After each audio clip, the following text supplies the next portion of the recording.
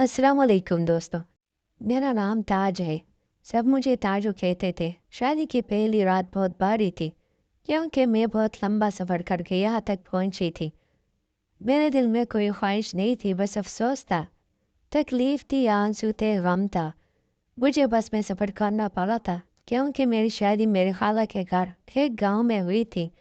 गांव में अपने ससुराल पहुंचने के बाद मुझे अपने कमरे में बिठा दिया गया था और मेरे वालिदैन ने मेरे साथ ज़बरदस्ती की थी। मैं एक पढ़ी लिखी बीए पास लड़की थी और मेरे वालिदैन ने मेरी मर्ज़ी के ख़िलाफ़ मेरी शादी एक गांव के इलेक्ट्रीशियन से कर दी। अगर मैं अपनी किस्मत पर ना रोती तो और क्या करती। मेरे दिल में कोई अरमान नहीं था, क्योंकि जब हम सफ़र ही मनपसंद ना हो तो फिर हर चीज़ का मज़ा ही ख़त्म हो जाता है, चाहे कोई अमीर हो या गरीब। मुझे अमीरी गरीबी से कुछ ख़ास लेना देना नहीं था, मगर मैं चाहती थी कि मेरा हम सफ़र मेरे जैसा सोबर हो। अब तो मेरे पास सिर्फ गम थे, आंसू थे। मेरे शौहर जब मेरे कमरे में आए तो मेरे चेहरे पर शदीद नाराज़गी थी। मैंने एक नज़र उनकी तरफ डाली और सफ़ेद शलवार कमीज़ पहने हुए वो मेरी तरफ देख रहे थे। उनकी बड़ी बड़ी मूछें थी और बिल्कुल ऐसे लग रहे थे जैसे एक पेंडू सा आदमी। वो मुस्कुराने की वजह से मुझे वो कुछ अजीब सा लग रहा था। वो मेरे पास आकर बैठ गया। कुछ देर मुझे बड़ी मासूमियत से देखता रहा। मुझे उसका यूं देखना बहुत ही बुरा लग रहा था। वो मुझे एक आंख नहीं भा रहा था, मगर वो बड़ी पसंदीदा नज़रों से मेरी तरफ देखने लगा। मैं उसे बेहद पसंद आ चुकी थी। वो मुझसे कहने लगा, खूबसूरत बीवी भी किस्मत से मिलती है। मैं बहुत खुशकिस्मत आदमी हूँ। उसकी बात सुनकर मुझे तब ही चढ़ गई। मैंने भी झट कह दिया, मैं बहुत बदकिस्मत हूँ कि मुझे एक अनपढ़ और पेंडू शौहर मिला। मेरी बात सुनकर उसके चेहरे की रंगत ही बदल गई। शायद उसे इस बात की उम्मीद नहीं थी। वो थोड़ा स्याह रंगत का भी था। उसके दो दांत भी पीले पीले नजर आ रहे थे। शायद आज के दिन भी साफ करना भूल गया था। उसमें इतनी हिम्मत नहीं हुई कि वो मुझसे ऐसी बेतकल्लुफ़ बात सुन सके। मेरा शौहर मेरी बात सुनकर परेशान नजर आने लगा, मगर मैं तो ऐसी ही थी। अगर बात चीज़ों की होती तो मैं शायद सब्र कर लेती, क्योंकि चीज़ें इंसान बदल लेता है, मगर रिश्तों का क्या। इसीलिए मैंने गुस्से से कहा, पहले जाकर आईने में अपनी शक्ल देखो। क्या तुम इस काबिल हो कि मेरे साथ जिंदगी गुजार सको? तो ना तुम्हारे पास अच्छी शक्ल है और न सूरत, ना ही आला तालीम। मेरे घर वालों ने मेरी जिंदगी बर्बाद कर दी। अब बात मेरे ज़ब्त से बाहर थी। वह रोने लगी। वो खामोश सा हो गया, उसका चेहरा मुरझा सा गया। बज़ाहिर तो ये एक बुरी हरकत थी, मगर मैं क्या कर सकती थी। मेरे दिल पर तो सांप फन मारे बैठा था। मैंने अपने माँ बाप से भी कह दिया था कि मुझे इस आदमी से शादी नहीं करनी। मेरे अंदर तो पहले से जहर भरा हुआ था। मेरे माँ बाप ने मेरी एक ना सुनी और ये इलेक्ट्रीशियन मेरे पल्ले बांध दिया। वालिदैन का कहना था कि लड़का शरीफ और नेक है, कमाता भी अच्छा है, तुम खुश रहोगी। लेकिन क्या खुशी का दारो मदार अच्छे नेक और कमाऊ तक महदूद है? क्या मेरे दिल की खुशी कोई अहमियत नहीं थी? मेरे अंदर मनफी सोच से भरा पड़ा था। ऐसी जलन थी मेरे अंदर कि मेरा लहजा, मेरे लफ्ज़ मेरे इख्तियार में नहीं थे। मेरा जी चाह रहा था कि अपने शौहर पर अपने अंदर की सारी भड़ास निकाल दूँ। मेरी बात सुनकर वो मुझे हैरत से तकने लगा, लेकिन मैं दिल में सोचने लगी कि इस खुशी से क्या होगा। ये खुशी तो इसके लिए थी, मगर मैं तो ऐसे आदमी के साथ खुश नहीं रहूँगी। क्या मेरे दिल की खुशी अहम नहीं है? मैंने अपने अंदर का सारा गुस्सा अपने शौहर पर निकालना चाहा। मेरी बात सुनकर वो हैरत से मेरी तरफ देखने लगा। उसने मुझसे पूछ लिया, क्या बात है, आपके घर वालों ने आपकी शादी आपकी मर्जी के बगैर कर दी है क्या? ये सुनकर मैं रोने लगी। आज भी मुझे यूं लगा जैसे बचपन में मेरी मर्जी के मुताबिक चीज़ें लेने के बजाय मेरी अम्मी मुझ पर बहुत ज़बरदस्ती करती थी। यहाँ भी मेरी अम्मी ने मेरे साथ ज्यादती करती थी। इसीलिए पहली रात ही मैंने शौहर को खरी खरी सुना दी थी। वो मेरे पास से उठकर खड़ा हुआ। शायद उसकी अना को ठेस पहुंची थी। भला शादी की पहली रात कौन सी बीवी अपने शौहर से ऐसी बात करती है? ताज, क्या तुम होश में तो हो? उसे हैरान होने वाली क्या बात है? जिससे मैं मोहब्बत करती हूँ वो तुमसे 1000 दर्जे बेहतर है, खूबसूरत है, पढ़ा लिखा है। मोहब्बत और वो भी किसी और से? ये सुनकर उसकी रही सही भी सिट्टी गुम हो गई। वरना माँ के लिए वॉशरूम में चला गया। और ये सच था, मैं एक लड़के की मोहब्बत में मुब्तला थी। जैसे मेरी दोस्ती कॉलेज आते जाते बस स्टॉप पर हुई थी। वो यूनिवर्सिटी में पढ़ता था, वहीं से पहले हमारी नज़रों का तबादला हुआ। मुझे आज भी याद है जब पहली बार हमारी नज़रें मिली थी। वक्त जैसे थम सा गया हो, दिल की धड़कन रुक गई हो, और उसके बाद हमने एक दूसरे को अपना अपना फ़ोन नंबर दिया। बाकी की मोहब्बत फ़ोन पर परवान चढ़ी। हमारे रोज़ फ़ोन पर बातें होती थी। मैं अब भी अपनी किस्मत को रो रही थी जब मेरा शौहर वॉशरूम से बाहर आया। आंखें बेहद सुर्ख और गीली थी, शायद वो रोकर बाहर आया था। उसने मुझसे नजरें हटा ली। वो देहाती था, मगर है तो इंसान था। मैं जानती थी कि ये सब सुनकर उसकी बत्ती खुद ही बुझ जाएगी। मैं तकिया लगाकर लेट गई थी, मगर एकदम मुझे हैरत का झटका लगा। वो जाए-नमाज़ बिछा कर जोर जोर से रोने लगा। मुझे उस पर जरा भी रंज न आया। नफल पढ़ने के बाद फूट फूट कर रो रहा था। मुझे सब उसका नाटक लगा, इसीलिए मैंने कोई असर नहीं लिया। मैं अपने कपड़े तब्दील करने वॉशरूम में चली गई। जब मैं सादे लिबास में बाहर आई तो वो ज़मीन पर चादर बिछाए तकिया रखे लेट चुका था। मैंने भी शुक्र किया कि बेड पर लेट कर सो गई। फिर बहुत से दिन गुजर गए। न मैंने अपने शौहर से कोई बात की, ना ही उसने मुझसे। वो सुबह होते ही काम पर चला जाता, शाम को थक हार कर पहुँचता। उसके मैले कुचैले कपड़े देखकर मेरा दिल टूटने लगता। मैं उसे बड़ी कठिनाई से देखकर मुंह फेर लेती। मेरे चेहरे के तासुरात वो भाप कर कमरे में चला जाता, नहा धोकर वापस आता। मेरी मजबूरी थी कि सबके सामने मुझे उसके साथ खाना खाना पड़ता था। हमारे ससुराल में रवाज था कि मियाँ बीवी एक ही प्लेट में खाना खाए। अपने शौहर के साथ एक प्लेट में खाना खाना भी मुझे एक बड़ी आजमाइश लगता था। चंद दिन तो मैं आधी रोटी खाकर ही उठ जाती थी। मेरे शौहर ने शायद इस बात को समझ लिया था कि मैं पेट भर कर खाना खा सकूं, इसीलिए वो आधी रोटी खाकर उठ जाता। मुझे इस बात से कोई खर्च नहीं थी कि वो सुबह का गया आज शाम को वापस आता। भूख प्यास और गर्मी में अपना पसीना बहा कर वापस आता है, और रोटी भी पेट भर कर नसीब नहीं होती। मुझे तो बस अपनी अधूरी रह जाने वाली ख्वाहिश पर हर वक्त अफसोस सा रहने लगा था। मुझे बार बार असर का ख्याल आने लगता।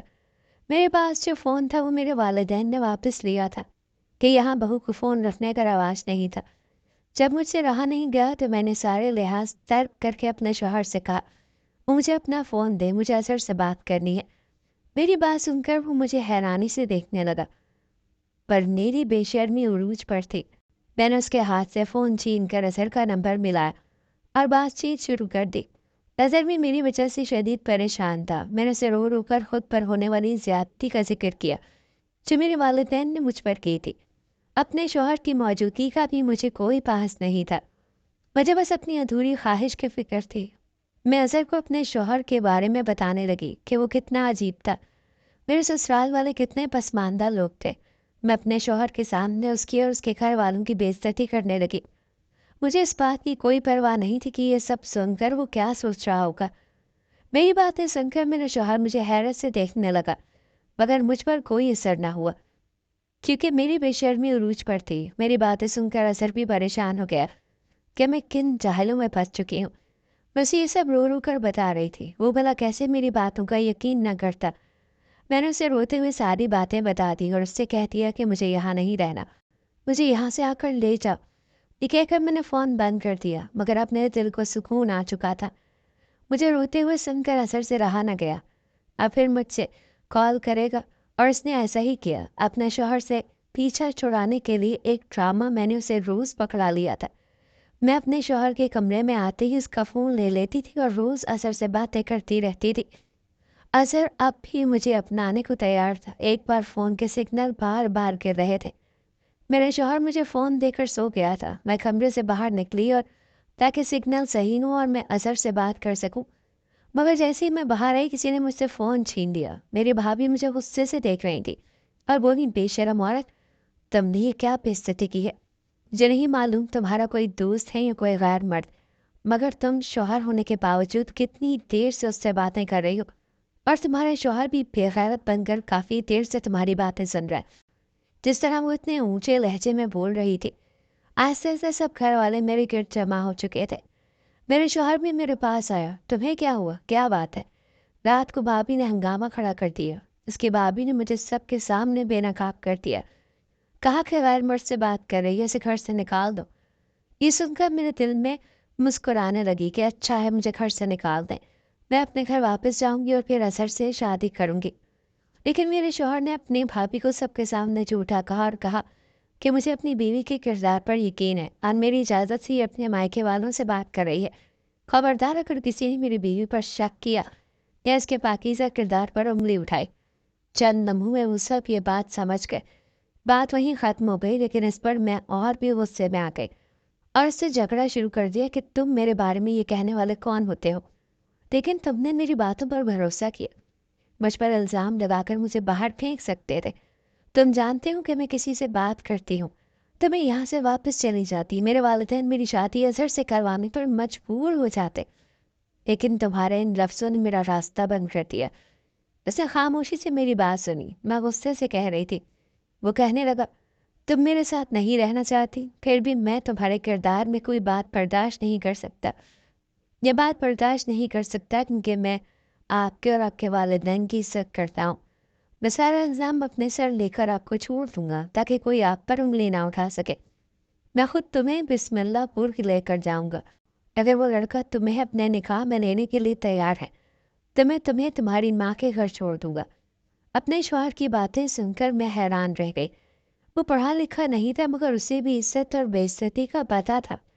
वो चाहता था कि जब तक मैं उसकी बीवी बनकर रह रही हूँ सब मेरी इज्जत करें। पता नहीं क्यों मेरे दिल में ये बात बैठ गई थी। मेरे जज्बात बदलने लगे थे। मैं खामोश हो गई थी और फिर अजहर को सब कुछ बता दिया। ये सुनकर वो कह लगा, तुम मेरे पास आ जाओ, हम कोर्ट मैरिज करेंगे और फिर हम घर जाएंगे। मैं कुछ दिनों के बाद अपने शौहर के साथ बिस्मिल्लाहपुर पहुंच गई। अजहर के बताए हुए पते पर पहुंचकर मैंने अपने शौहर से कहा, अब तुम जाओ और अभी मुझे तुम्हारी ज़रूरत नहीं है। इसके बाद तुम्हारा मुझसे कोई ताल्लुक नहीं, मैं अजहर से शादी कर लूँगी। उसने कहा, मैं अभी ये अल्फाज अपने मुंह से नहीं निकाल सकता, मुझ में हिम्मत नहीं, लेकिन मैं तुम्हें छोड़ दूंगा। कल तक तुम्हारे एड्रेस पर कागजात भेज दूंगा। ये कहकर मैंने दरवाज़ा खटखटाया। मैं मुस्कुराती हुई घर में दाखिल हुई, लेकिन इसके अलावा घर में कोई भी फ़र्क नज़र नहीं आ रहा था। हालांकि वो बता रहा था कि उसने अपने घर वालों को मेरे बारे में सब कुछ बता दिया है। मैंने खाली जहन देखकर पूछा, तुम्हारे घर वाले कहाँ हैं?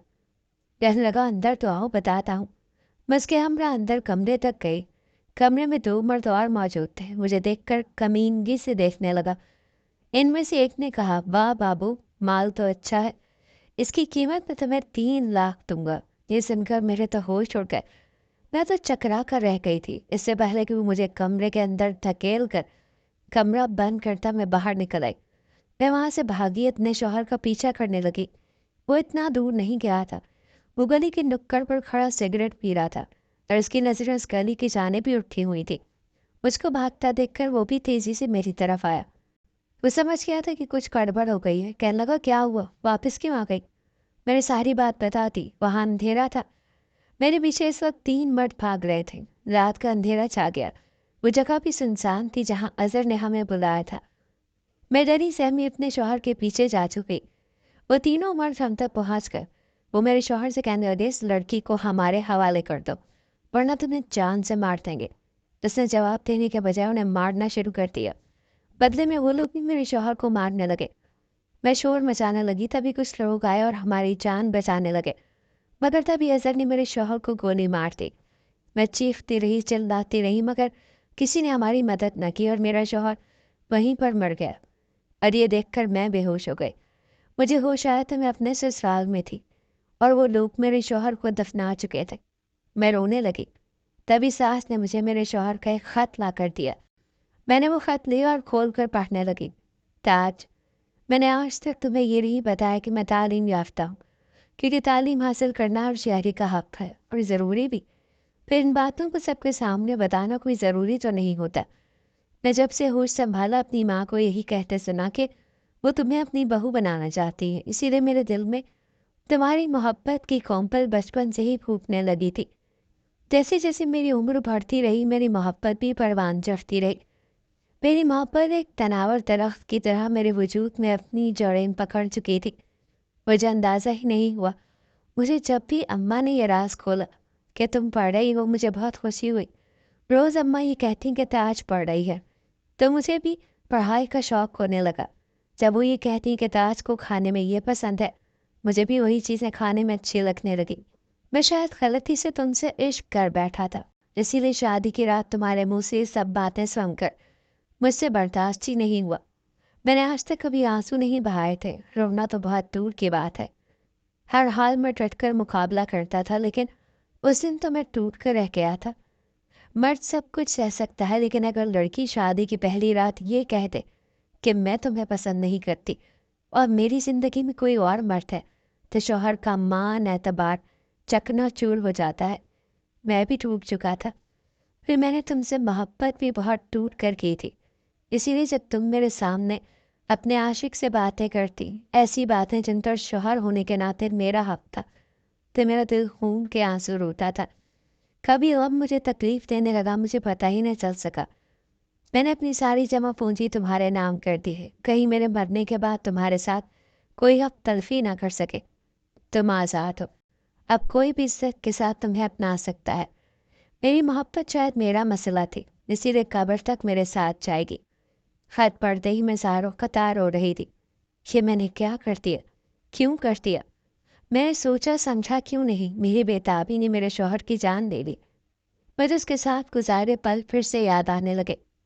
جب میری نئی نئی شادی ہوئی تھی، مجھے بس اپنی فکر رہتی تھی۔ مجھے اس بات سے کوئی فرض نہیں تھی کہ وہ صبح گیا شام کو لوٹتا ہے، بھوکا پیاسا، گرمی میں اپنا پسینہ بہا کر واپس آتا ہے، اور روٹی بھی پیٹ بھر کر نصیب نہیں ہوتی۔ مجھے تو بس اپنی ادھوری رہ جانے والی خواہش پر دکھ ہوتا تھا۔ میں روتے روتے بے ہوش ہو گئی۔ میری ساس مجھے دیکھ کر گھبرا سی گئی، کہنے لگی ذرا ایسا کیا لکھ دیا تھا اس نے؟ میں کیا جواب دیتی، کیا کہتی کہ میں نے کیا کھو دیا؟ مجھے اب پل تب آئی جب میں خالی ہاتھ اور تہی دامہ رہ گئی۔ میں روتے ہوئے خود کلام تھی، کاش اپنے شوہر کی جگہ میں مر جاتی۔ اس نے مجھ سے ایسی خود غرض محبت کیوں کر لی؟ کاش کہ تم زندہ رہتے اور تمہارے بدلے میں مر جاتی۔ میرے آنسو نہیں رک رہے تھے، میں پاگلوں کسی کیفیت سے گزر رہی تھی۔ ایک وفا میرا شوہر مجھ سے نبھا کر مٹی تلے چلا گیا، اور ایک محبت نبھانے کا میں نے عہد کر لیا۔ آج میری عمر 50 سال ہو چکی ہے۔ میں اب بھی اپنے شوہر کی بیوہ ہوں۔ میں نے اپنے شوہر سے محبت اس کے مرنے کے بعد کی تھی، اور ایک محبت تناور درخت کی شکل اختیار کر چکی ہے۔ اس کی جڑیں میرے اندر اتنی مضبوط ہیں کہ اب میں بیمار رہنے لگی ہوں۔ مجھے اب بھی لگتا ہے میرے شوہر کو مرے ہوئے بس چند گھنٹے ہی تو ہوئے۔ میرے لیے میرے اندر کی دنیا تک مٹ گئی ہے۔ میرے دل میں کوئی خواہش نہیں تھی، بس افسوس تھا، تکلیف تھی اور آنسو تھے اور غم تھا۔ میرا زخم آج بھی ہے رہا ہے، میرے دکھ میں کبھی کمی نہیں آ سکی۔ میری ان سب لڑکیوں سے درخواست ہے جو اپنی اعلیٰ تعلیم کو سر پر سوار کر لیتی ہیں اور اپنے کم تعلیم یافتہ شوہر کو حقارت سے دیکھتی ہیں، خدا را اپنے شوہر کی قدر کریں۔ جتنا مخلص وہ آپ سے ہے، کوئی سڑک چھاپ عاشق نہیں ہو سکتا۔ وہ شخص آپ کو عزت سے شادی کرنے کے بجائے کورٹ میرج کا مشورہ دے کر آپ کو بیچ دے گا۔ کاش کی یہ بات میں نے پہلے سمجھی ہوتی، تو شاید میرا شوہر آج بھی زندہ ہوتا۔